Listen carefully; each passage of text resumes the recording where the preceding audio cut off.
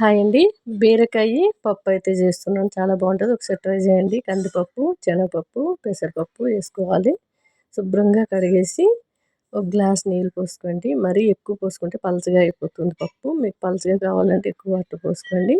చిక్కగా కావాలంటే కొద్దిగా వాటర్ పోసుకున్నట్టయితే సరిపోద్ది. నేనైతే ఒక చిన్న గ్లాస్తో గ్లాసుడు వాటర్ పోసుకొని పైన ఈ బీరకాయలకి తొక్క అంతా కూడా శుభ్రంగా తీసేసుకోవాలి. చేదున్నది లేనిది నోట్లో పెట్టి చూసుకోండి. చేదున్నట్లయితే మీకు ఇష్టం ఉంటే అలాగే కూడా చేసుకోవచ్చు, లేదనుకుంటే సైడ్ పెట్టేయచ్చు. చాలామంది బీరకాయ పొట్టుతో కూడా పచ్చడి చేస్తారు. మా ఇంట్లో ఎవరు తినరు అని నేను చేయట్లేదు. ఇట్లా బీరకాయ శుభ్రంగా పెడుసులు తీసేసి కడుక్కొని కట్ చేసుకోండి. పైన తోలంతా తీసి 2 ఆనియన్ వేసుకున్నాను. ఒక 1/2 కిలో వరకు టమాటా వేసుకున్నాను. చాలా టేస్ట్గా ఉంటుందండి. ఒకసారి ఇలా ట్రై చేయండి.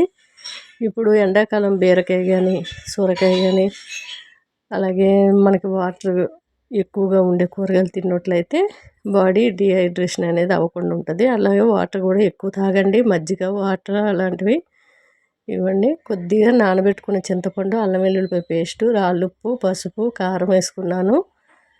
చాలా టేస్ట్గా ఉంటుందండి. పోపుకైతే పోపు గరిటె పెట్టుకొని ఆయిల్ వేసుకొని వాము, జీలకర్ర, మెంతులు, ఆవాలు, వాము, అట్లానే ఎల్లుల్లి రెబ్బలు, 2 ఎండుమిర్చి, కరివేపాకు, ఇంగు వేసుకున్నాను.